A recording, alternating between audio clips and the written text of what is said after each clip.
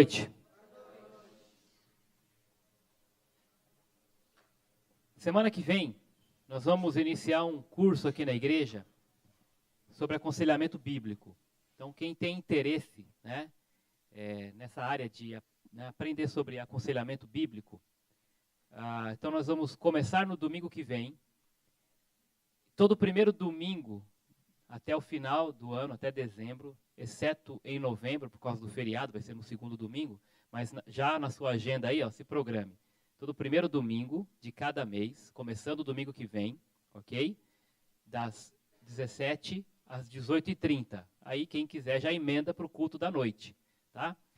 E além desses domingos, das 17 às 18h30, também 2 sábados.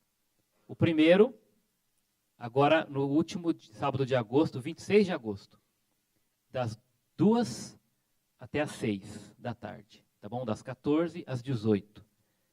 E também o último sábado de outubro, me parece 28 de outubro, se não me falha a memória.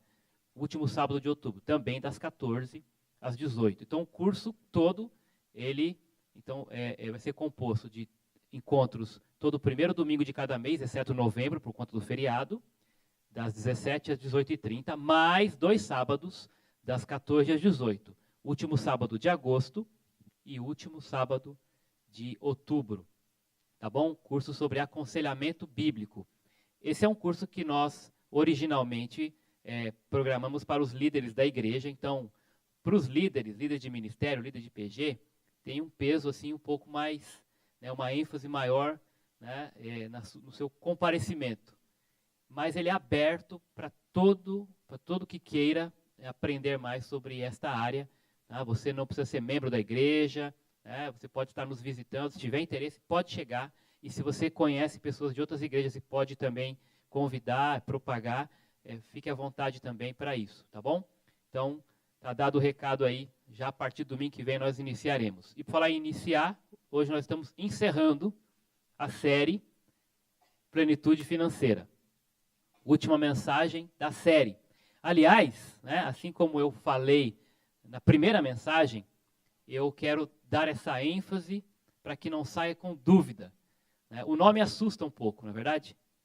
Você bate o olho assim, plenitude financeira. Você chega na igreja, se você não está acostumado com a gente aqui, fala, ih, rapaz, onde eu fui entrar? De fato, assusta mesmo, porque a gente tem que dar uma explicação, O que eles querem dizer com isso? O que eles querem dizer com plenitude financeira? Bom, se você ainda não assistiu, se você ainda não acompanhou nenhuma das mensagens anteriores, eu acho que tem como, Tem como no site você dar uma passadinha lá e rever ou ver pela primeira vez, assistir, ouvir e ver as mensagens que foram pregadas, tá bom? E elas por si só já vão passar o recado, do que nós queremos com esse assunto, com essa ideia de plenitude financeira. Mesmo assim, eu quero dizer que com o termo plenitude, até se você olhar no dicionário, nós queremos dar ênfase à questão da maturidade.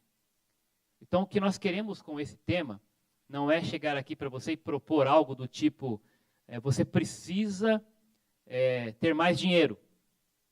Você precisa dar mais dinheiro para a igreja. Você precisa buscar prosperidade a qualquer preço. Não. O que nós queremos, e a nossa proposta aqui, espero que tenhamos alcançado isso, foi ensinar, por meio da Escritura, como cada crente, com responsabilidade e honestidade, pode chegar nesse ponto de maturidade financeira. Plenitude financeira não está necessariamente relacionado com quantidade, com quanto você ganha. Não é porque você ganha mais ou ganha muito que você tem mais facilidade para chegar na plenitude financeira. Não, isso pode ser até, em alguns casos, pior. Tem gente que quanto mais ganha, mais distante da plenitude financeira fica.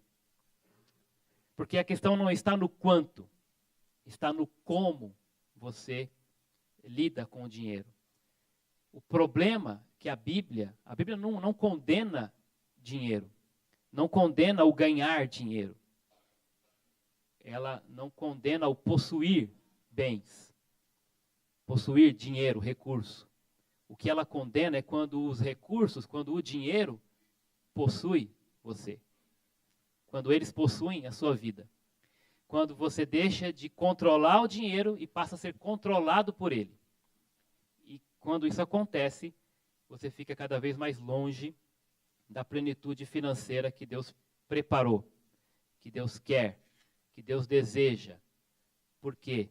Né? Porque você passa a ser controlado pelo dinheiro.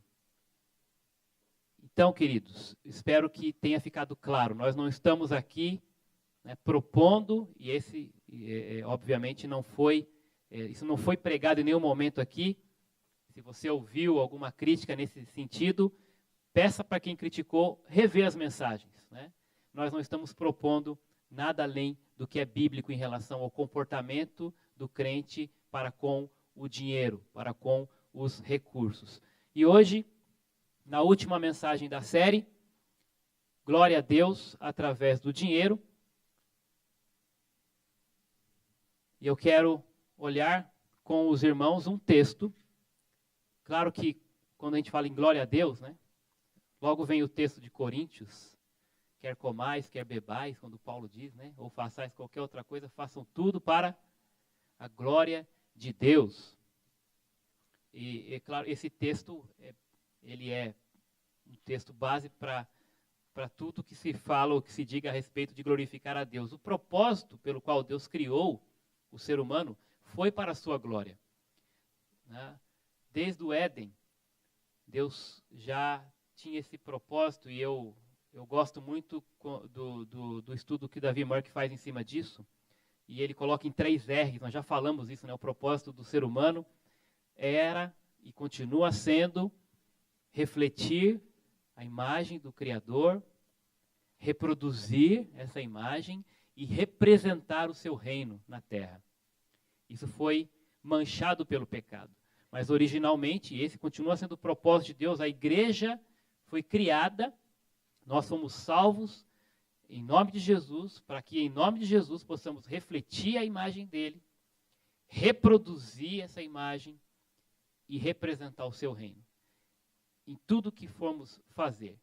Por isso, a questão aqui não é ter, a questão aqui é ser. Ser quem você é, com aquilo que Deus tem te dado, quem você se torna a partir daquilo que você tem. Glória a Deus através do dinheiro, mas aqui é óbvio, não apenas o dinheiro, mas qualquer recurso que venha às tuas mãos. E aqui um texto que nós vamos estudar nessa noite, encontra-se em Filipenses, a carta de Paulo aos Filipenses, capítulo 4, o último capítulo da carta, dos versos 10 até 20. Paulo aqui narrando sua experiência, o seu testemunho, a sua gratidão. E interessante perceber que nesse contexto onde Paulo está falando de oferta, de contribuição, de doação, ele está agradecendo os irmãos dessa igreja. Ele está escrevendo não só este parágrafo, mas essa carta toda. A temática da carta fala sobre alegria. Muitas vezes você vai ler aí o termo alegrai-vos, né? Ou a questão relacionada à alegria.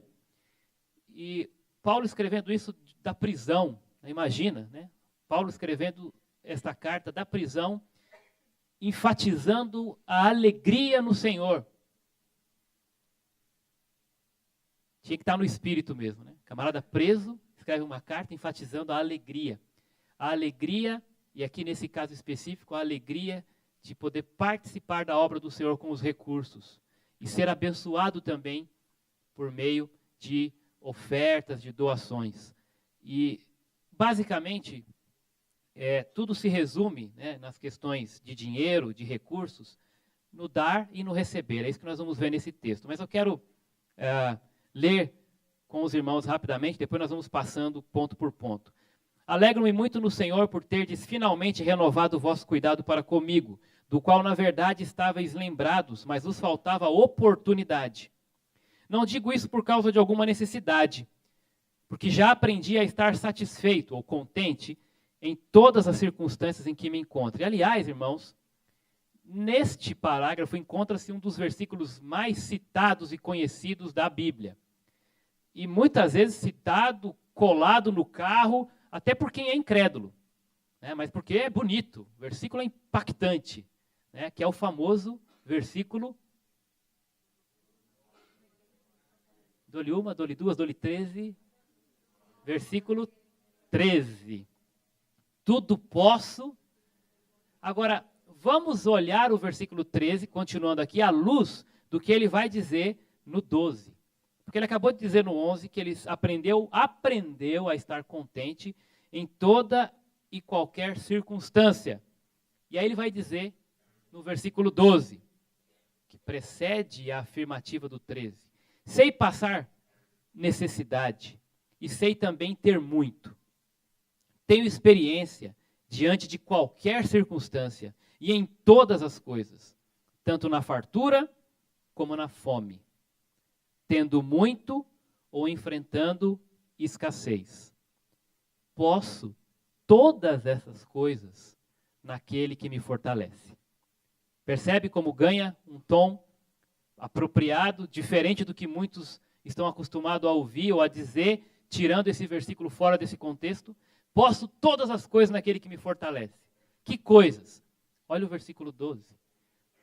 Todas essas coisas que levaram Paulo a um aprendizado por meio do contentamento, aprendendo a ser contente em situações extremas de escassez e de fartura, de tendo muito, tendo pouco, com comida ou passando fome. E ele disse, essas coisas todas eu posso naquele que me fortalece. Versículo 14. Todavia, fizestes bem em participar da minha aflição. Sabeis, ó Filipenses, que no princípio do Evangelho, e aqui ele vai narrar sua história, o seu testemunho, sua experiência, quando parti da Macedônia, nenhuma igreja se comunicou comigo quanto a dar e receber, mas somente vós. Pois, enquanto eu ainda estava em Tessalônica, supristes as minhas necessidades, não só uma vez, mas duas. Eu gosto daquela versão que traz este finalzinho assim, da seguinte forma: supriram as minhas necessidades mais de uma vez. Alguém que tem essa versão aí? Mais de uma vez, ponto, né? Porque no original, o original desse texto é no grego, a frase ela não é literalmente não só uma vez, mas duas apenas. A frase fala de algo que vai além de uma vez. Ou seja, vocês foram generosos comigo e supriram minha necessidade mais de uma vez, né? Não necessariamente somente duas, como essa tradução traz aqui, não apenas uma mais duas, mas a ideia é de que várias vezes vocês supriram minha necessidade. Versículo 17. Não que eu procure doações, mas procuro o fruto que amplie o vosso crédito. Interessante esse versículo 17, porque Paulo está dizendo, em outras palavras, o que Jesus disse aos seus discípulos, quando ele falou, melhor ou mais bem-aventurado coisa é dar do que receber. Então Paulo está usando esse conceito de Jesus e dizendo, eu não procuro doações, mas eu procuro o quê? O fruto que amplia o vosso crédito. Quando vocês dão, vocês estão sendo bem-aventurados por isso. Isso está ampliando o crédito de vocês. Não só com o apóstolo Paulo, é óbvio, mas o crédito desses irmãos diante de Deus, né, que é o grande doador, o grande abençoador que nós temos. Versículo 18, mas tenho tudo, até em excesso, tenho amplo suprimento, depois que recebi de Epafrodito o que enviastes, como aroma suave e como sacrifício aceitável e agradável a Deus. O meu Deus suprirá todas as vossas necessidades, segundo sua riqueza, na glória em Cristo Jesus. Ao nosso Deus e Pai, seja dada a glória pelos séculos dos séculos. Amém. Paulo conclui rogando e direcionando tudo o que tinha recebido tudo que tinha acontecido com ele, por meio daqueles irmãos, e atribui isso, a glória seja dada a Deus. E é exatamente isso que nós queremos, nesse ponto que nós queremos chegar. Toda a glória a Deus, através de todos os recursos que nós temos. E eu quero sintetizar esses versículos numa frase. Eu acho que vai ficar fácil para a gente lembrar. Talvez você não vai lembrar de todos os versículos. Vai lembrar do 13, né? Tudo posso naquele que me fortalece. Que bom, amém por isso. Mas a frase que procurei aqui resumir este parágrafo. De Deus tenho que estar dependendo, seja dando ou recebendo. Ok? Aí estará, ou nisto consiste a glória a Deus através do dinheiro e de todo e qualquer recurso. Porque, seja dinheiro ou qualquer outro bem que você tenha, isso se resume em dar e receber. Aquele que dá e aquele que recebe. Em certos momentos você vai receber. Que bom! Melhor ainda, quando Deus te providenciar um meio, né, o privilégio de dar. E ali também, não só dando, mas recebendo, se você não estiver na dependência de Deus, você não fará nenhuma coisa nem outra de maneira correta. Porque o nosso coração é enganoso, o nosso coração é corrupto. E muitas vezes não, todas as vezes que nós damos ou recebemos fora da dependência de Deus, não fazemos isso da maneira que agrada o Senhor. Vamos fazer ou com orgulho, né, ou com desdém, e vamos estar recebendo também sem gratidão, né, achando que estamos ganhando aquilo pela obrigação que o outro tem de dar. Nunca vamos ser gratos, nunca vamos estar contentes, vamos sempre murmurar quando nós não dependemos de Deus. Por isso, resumi esses versículos nessa frase, e ela tem como ponto principal a dependência do Senhor. A glória a Deus através do dinheiro, de qualquer recurso, só virá quando nós estivermos dependendo dele para dar e para receber. Ok? Então nós vamos olhar duas perspectivas aqui nesse texto. Aquele que dá, o que dá e o que recebe. O que recebe e o que dá. Falando sobre o que dá. E aí eu estou usando essa questão de como que a coisa se procede no início, né, para aquele que dá, até o fim, mas não entenda meio como na metade, mas sim como o processo, né, a forma com a qual você dá, ou a forma com a qual você recebe, tá bom? Então, início, meio e fim, para o que dá e para o que recebe. Para o que dá, olha aí, versículo 10, quem dá é porque tem ou se lhe apresenta uma oportunidade para dar. E Paulo vai falar exatamente isso para os irmãos.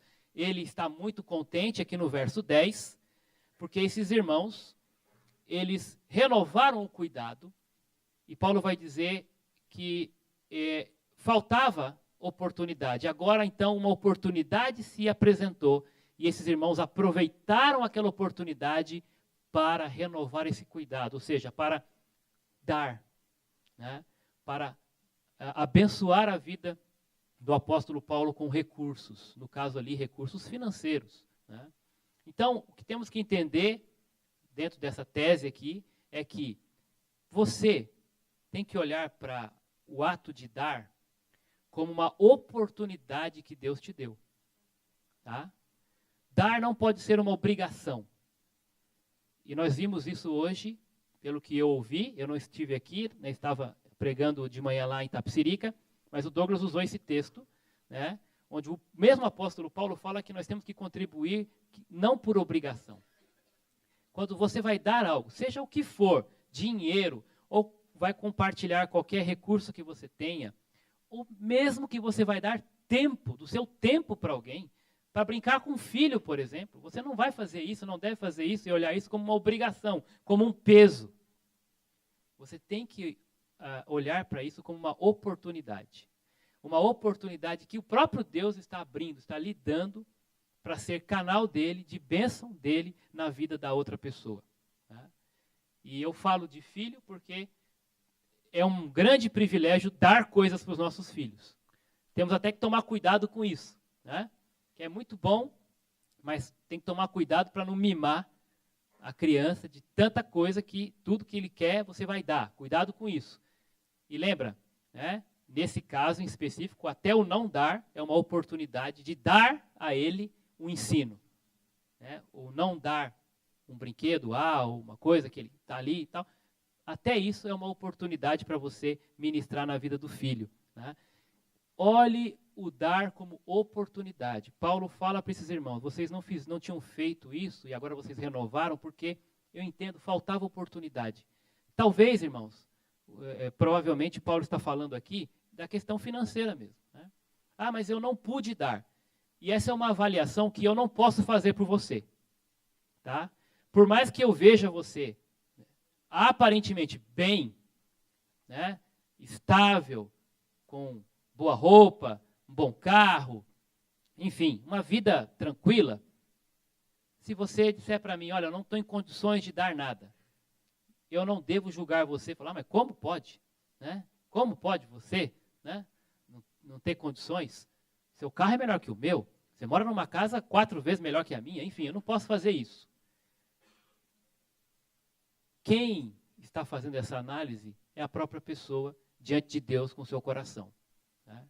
Você, na sua casa, com a sua esposa, dentro dos recursos que Deus tem dado, vocês sabem até que ponto, né, Deus tem dado a oportunidade para vocês de dar, de compartilhar, né, de investir. Ok? Então, nós vamos olhar mais para frente, né, um pouquinho sobre o meio, né, que é o próximo ponto. Dar não por obrigação, dar como uma oportunidade de forma generosa. Esse é o segundo ponto ali. É o meio pelo qual nós temos que dar. Né? Se não for assim, se nós não entendemos o dar como uma oportunidade, e se nós não entendemos o dar como um meio de maneira generosa, Deus não vai ser glorificado nesse dar. Você pode dar fortunas para entidades, para a igreja, no próprio ambiente da família. Se aquilo está saindo do seu coração, do seu bolso, mas antes do seu coração, para seu orgulho pessoal, ou para depois você querer algo em troca, isso não vai trazer glória a Deus. Isso vai trazer um peso para a sua vida lá na frente. Porque se a gente dá esperando alguma coisa em troca, nós vamos nos frustrar. Né?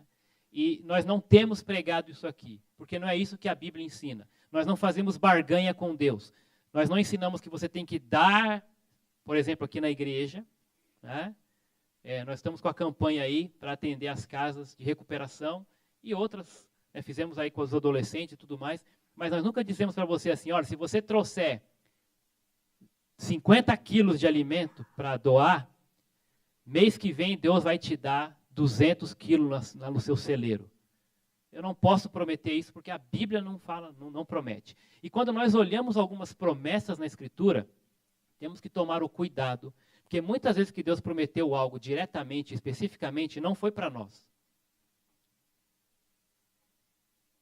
Quando ele fez uma promessa para Abraão, ele fez para Abraão, não foi para mim. Até mesmo um texto muito usado, que é Malaquias 3:10. Quem lembra esse texto?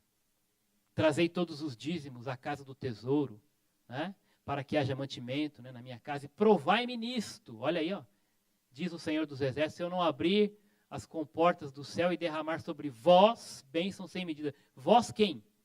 Eu? Você? Não, o povo de Israel. Naquele contexto. O princípio de um Deus que ama, é aquele que primeiramente tem interesse em te abençoar se você é fiel a Ele. Esse princípio prevalece. Agora, Deus não está dizendo para você em Malaquias 3:10 que se você trazer o dízimo, Ele vai derramar bênçãos sem medidas na tua casa. E ali, bênçãos sem medidas era financeiro, era recurso material. Então temos que tomar cuidado para não reivindicar bênçãos que eram para Israel sobre a igreja, que não são diretamente sobre a igreja. Os princípios permanecem, mas aquilo que é específico é para aquele povo, para aquela pessoa.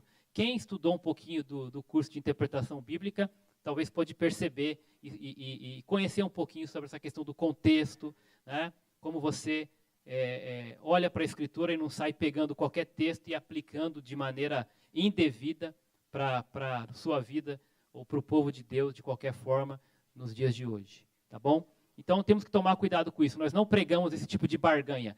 Dá 100 que Deus vai te devolver 200. Não existe isso.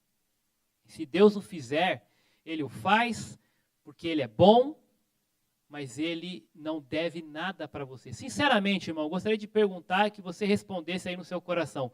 Você acha mesmo, seja você um doador, né, generoso ou não, enfim, você acha mesmo que Deus deve alguma coisa para você? Você acha que se você pudesse dar tudo o que você tem, ainda assim, Deus ficaria com alguma dívida em relação à sua pessoa?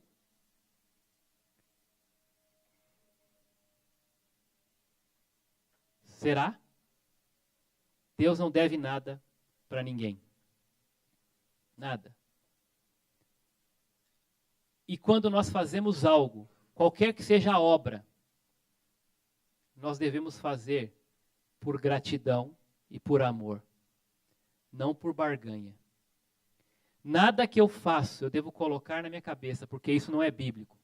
Agora eu fui para essa viagem missionária, né, e olha, eu não queria ir, e eu gastei o dinheiro das minhas férias. Coloquei, como se fosse uma balança aqui, né? Coloquei um peso aqui na balança de Deus. Olha só, agora Ele está me devendo muita bênção, hein? Porque o que eu fiz, Senhor, não é pouca coisa para pagar, não. Né? E às vezes acontece o inverso, né? Deus te dá algo muito bom e você se sente na obrigação de vir dar alguma coisa na igreja porque Deus te deu alguma coisa lá. É a mesma coisa, só que o processo está sendo invertido. Você não tem que pagar nada para Deus. Deus me deu uma casa. Deus me deu uma casa e eu queria tanto essa casa e essa casa foi uma bênção de Deus, tal. Agora eu preciso lá dar um bom dinheiro na igreja para agradecer. O que você quer dizer com isso? Né? O que você quer dizer com isso? Se Deus não tivesse dado para você a casa, você não teria a possibilidade ou a oportunidade, de maneira generosa, de ofertar na obra do Senhor? Toma lá, dá cá. Se Deus der, eu dou. Se não der, eu não dou. Se Ele dá mais, eu dou mais. Se Ele dá menos, eu dou menos. Isso não é bíblico. Nós nunca ensinamos isso aqui. Espero que você tenha entendido esse recado. O seu ato de dar, primeiro, tem que ser encarado como uma oportunidade que Deus deu. Jesus falou isso. Melhor é dar do que receber. Se Ele disse isso, confia. E por fim, quando você dá, aquele que dá, ele supre e também é suprido. Paulo vai dizer exatamente isso. Quando ele recebeu, ele disse para aquele que deu: o meu Deus, versículo 19, suprirá todas as vossas necessidades, segundo a sua riqueza na glória em Cristo Jesus. Deus pode não atender o seu pedido. Deus pode não atender o seu desejo, mas Ele vai atender a sua necessidade. E é isso que nós temos que ter em mente. Quando nós damos, nós estamos suprindo, sim, aquele que recebe, mas nós também estamos sendo supridos. Supridos de quê? Né? Supridos dessa graça, desse privilégio de dar. Supridos com esse... quando nós damos, nós aprendemos a nos desprender dos bens, dos valores. Nosso coração desmama dessas coisas materiais quando nós damos.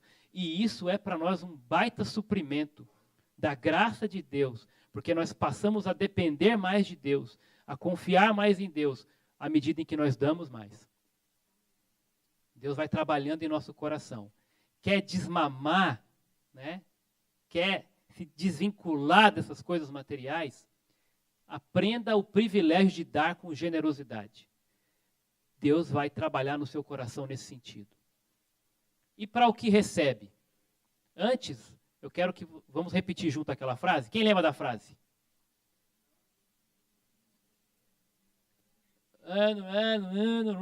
Vamos lá?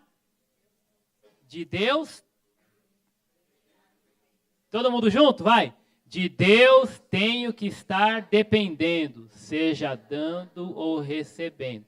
E o que recebe?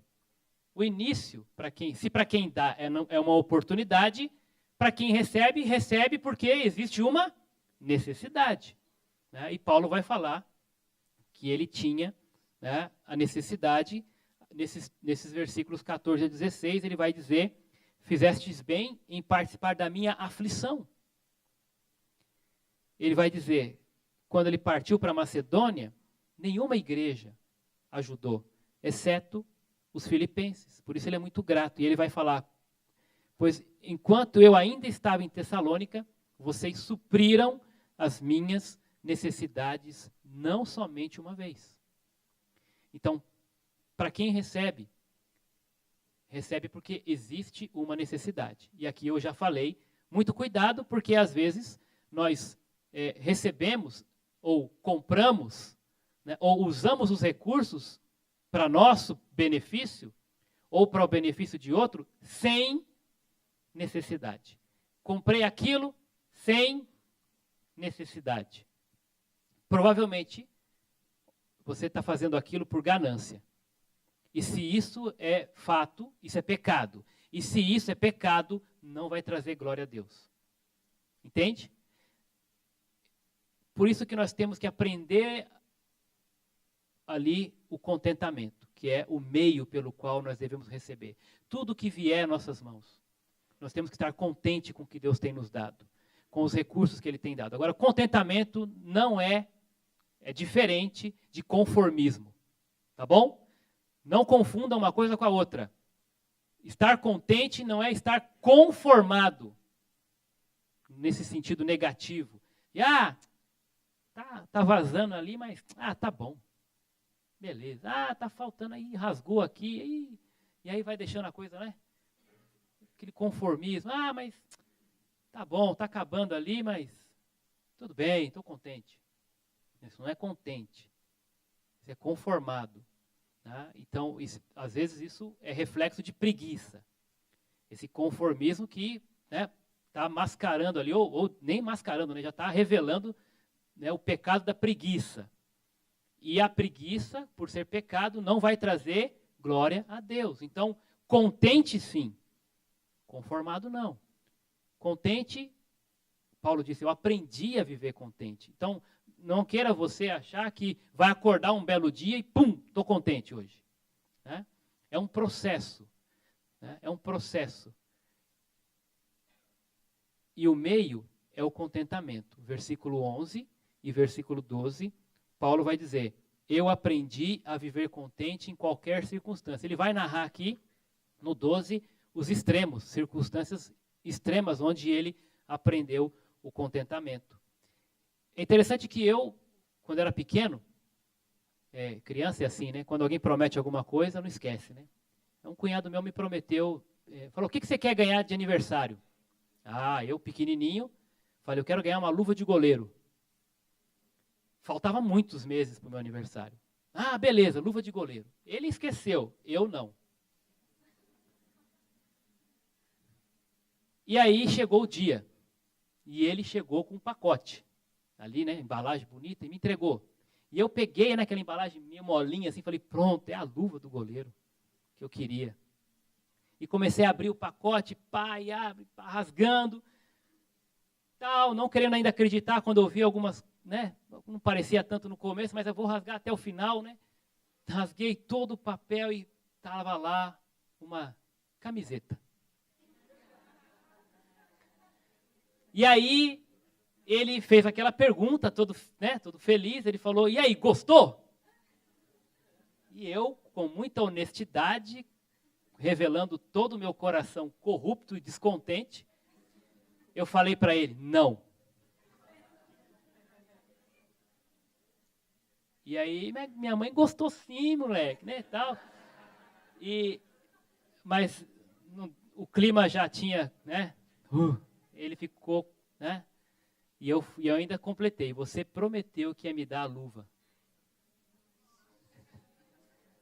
Eu nunca ganhei uma luva de goleiro. Mas, enfim, Depois que ele saiu, né, aí minha mãe foi me ensinar o contentamento. Eu aprendi naquele dia um pouco mais a ser contente com tudo que eu ganho. Eu ganhei mais do que uma camiseta naquele dia, né? E aí, gente, ela disse, todas as vezes que alguém te der alguma coisa, agradeça. Seja contente com o que você ganha. Depois que ela bateu, né? Aquilo me ensinou. Eu tive que aprender. Talvez você, na sua história de vida, Deus vai ter que dar uma chinelada em você. Deus vai ter que esperar você passar por alguns momentos de choro, de dor, para aprender a viver contente. Ele vai ter que, né, pegar você de lado e explicar para você, filho, você tem muito mais do que você precisa. Eu não sei como está a situação da sua vida hoje, financeiramente, enfim, em questões de recurso, de família. Mas talvez você está passando por aquele momento onde Deus está ensinando você contentamento. Talvez, como eu tive que aprender algumas vezes, né, de uma maneira um pouco doída. Mas vai aprender. E agradeça a Deus, porque eu estou aqui hoje, não é verdade? Porque minha mãe me ensinou a ser contente. Ainda que doesse. Glória a Deus pela minha mãe. Glória a Deus porque Ele nos ensina a ser contente. Talvez você tenha dificuldade nisso. E quando Deus tem te dado muito. A Bíblia fala que Ele tem nos abençoado com toda a sorte de bênção nas regiões celestiais. É por isso que eu já tirei aquela música do cantor cristão, não canto mais. Né? Chuva de bênção do céu, gotas somente nós temos, chuvas rogamos a Deus. Que música mais sem graça. Né? Mais ingrata. Gotas somente nós temos. Né? Primeiro, é ingrato porque fala que só tem gota. Depois, ainda exige, né? Chuvas. Gente, eu estou falando de uma música aqui que me veio agora, mas porque a gente acha que às vezes cantor cristão é quase como Bíblia, né? Também tem muita coisa ruim lá. Tem muita coisa boa. Mas tirando a Bíblia, tem muita coisa ruim em tudo quanto é lugar, tá, gente? Então, inclusive música que se diz gospel. Tá? Porque às vezes a gente canta coisas que estão completamente batendo de frente com o texto bíblico. Deus tem nos abençoado com toda a sorte de bênção. Nós temos que aprender a viver contente. E não ficar dizendo para Deus que eu só tenho gota. Eu não tenho gota. Ninguém, nem você tem, eu tenho certeza disso. Porque a Bíblia diz que Ele tem nos abençoado com toda a sorte de bênção. Mais do que chuva. Né? Muito bem. E qual é o fim disso? De quem recebe? Também é suprido. Olha como Deus é bom. Supre quem dá, supre quem recebe. Versículo 17 e 18, Paulo vai dizer, resumindo, que ele, especificamente ali no 18, ele tem tido amplo suprimento depois que Epafrodito foi enviado e para levar o suprimento até ele. E ele está amplamente suprido. Ele fala, eu tenho em tudo até em excesso. Agora, qual é a chave disso, irmãos? Eu vou resumir numa tabela aqui. Vou pedir até para os irmãos tirarem ali. Olha lá. O que dá e o que recebe. O início, para o que dá, oportunidade. Para o que recebe, uma necessidade. O meio pelo qual você deve dar com generosidade. Quando receber com contentamento. O fim de tudo, para quem dá e para quem recebe, é o suprimento. Agora, isso só vai trazer glória a Deus quando isso for feito na dependência dele. E aí está o versículo 13 como chave. Esse versículo é maravilhoso, de fato. Mas olha o que ele diz. À luz de que nós falamos aqui, dessa tabelinha, todas as coisas, dar, receber, passar fome e ter escassez e ter fartura, todas essas coisas eu posso naquele que me fortalece. Porque se não for naquele, eu não vou conseguir dar como uma oportunidade, nem com generosidade. Não vou ver oportunidade na doação, vou ver um peso.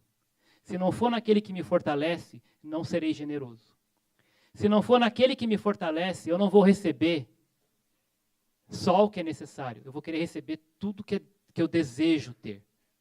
E isso vai me levar a não ter contentamento quando eu não receber. E mesmo quando eu receber aquilo que não era o que eu queria exatamente, vai me fazer murmurar, vai me fazer pecar pelo descontentamento. Por quê? Não é naquele, é em mim. Quando eu recebo, não sendo naquele, eu não o glorifico. E ele me fortalece. Por quê? Quando eu dou nele ou naquele, que é Deus, eu fico forte. Forte por quê? Porque eu sinto essa utilidade que tenho nas mãos de Deus. Eu tenho, e aquilo que Ele tem me dado, eu vejo que também é útil quando eu entrego nas mãos do Senhor. Nós vimos os adolescentes aqui, que para muitos, vamos dizer, os adolescentes só atrapalham na igreja. Né? Para muitos, às vezes, é assim. Adolescente, veja a hora de passar essa fase, porque eles dão um trabalho. Mas quando eles fazem naquele, eles são fortes. Por quê? Porque eles são úteis nas mãos do Senhor. E fazem coisas que, como foi dito aqui, muitos até duvidariam. Como é que pode? A gente vê, né, na conversa lá, alguns adultos falando, nossa, você tão jovenzinha me falando essas coisas tão bonitas. Por quê? Naquele, tudo posso, naquele. Né? Ah, mas eu posso falar de Jesus para o meu patrão? Naquele, pode. Isso vai fortalecer. Fortalece o que recebe, porque ele se sente suprido. E sabe também o que é legal? Ele se sente amado. Ele se sente importante. Quando alguém bate na porta e fala, eu vim aqui para te ajudar. Eu vim para te dar isso aqui. Ele se sente suprido, ele se sente amado, valorizado. Tudo posso naquele que me fortalece. E o fim de tudo, versículo 20, ao nosso Deus e Pai, seja dada a glória. Glória a Deus, através do dinheiro. Vamos falar de novo. Olha aí como é que fica o quadrinho agora. Ó. Isso só é possível glorificar a Deus quando for na dependência dele. O que dá e o que recebe. Para terminar, vamos falar juntos? De Deus tenho que estar dependendo, seja dando ou recebendo. Abaixe sua cabeça, vamos orar. Feche seus olhos. Isso só para a gente concentrar mais na oração, para que nada desvie sua atenção. Eu quero, enquanto nós estamos em atitude de oração, quero que você pense aí. Nós estamos terminando essa série, Plenitude Financeira. Espero que tenha ficado claro para você que o nosso intuito aqui foi levar você, biblicamente, à maturidade. A maturidade para com os seus recursos, para tudo aquilo que Deus tem te dado. E hoje, a glória a Deus através do dinheiro, dos recursos, só será possível na dependência dEle. Os dois lados, aquele que dá e aquele que recebe. Para o que dá, no início, é uma oportunidade. E tem que ser feito com generosidade. Para o que recebe, no início, porque tem uma necessidade. E tem que receber com contentamento. Para que no final, tanto o que dá quanto o que recebe, naquele que lhe fortalece, todos sejam supridos. Para a glória de Deus, não para a nossa glória, não para a glória da igreja, não para a glória dos adolescentes, do Horto do IP, não. Tudo que é feito, seja dar ou seja receber, é feito para a glória de Deus. Considere no seu coração o quanto você tem sido generoso. Você tem dado? Quero fazer um desafio para você. Procure maneiras criativas, dentro da oportunidade que Deus tem dado. Ele dá muita oportunidade para a gente de ajudar pessoas, de dar alguma coisa, seja nosso tempo, seja dinheiro, seja dar do nosso talento, daquilo que a gente sabe fazer, para abençoar outra pessoa. Faça isso com generosidade. E você tem recebido ou tem sido orgulhoso? Quando alguém quer dar algo, você fecha as portas porque você é orgulhoso. Você está perdendo uma ótima oportunidade também de ser edificado, de deixar aquela pessoa mostrar o quanto você é importante e deixar Deus suprir a sua necessidade. Não seja egoísta, não seja orgulhoso. Receba com contentamento. Contentamento, não murmure. Não fique reclamando daquilo que você ainda não tem. Louve a Deus pelo que Ele já te deu. E porque a graça dEle basta. Ele é suficiente. Seja grato, seja contente. Só assim você vai conseguir receber de maneira que glorifica a Deus. Pensa nisso. Entrega a sua vida nesse sentido ao Senhor. Seus recursos. Desafio é que você procure uma maneira essa semana de ser instrumento da bênção de Deus na vida de outras pessoas. Seja em casa, seja no trabalho, seja na igreja mesmo. Eu quero dar. Quero aproveitar a oportunidade. O Senhor tem me dado recursos. Eu quero dar. Dar com generosidade. E se alguém for dar alguma coisa para você, receba. Receba com gratidão, com contentamento. Para que no fim a glória seja dada a Deus e todos saiamos supridos do amor e da graça do Senhor em nossas vidas. Nós vamos cantar refletindo nisso tudo que temos aprendido.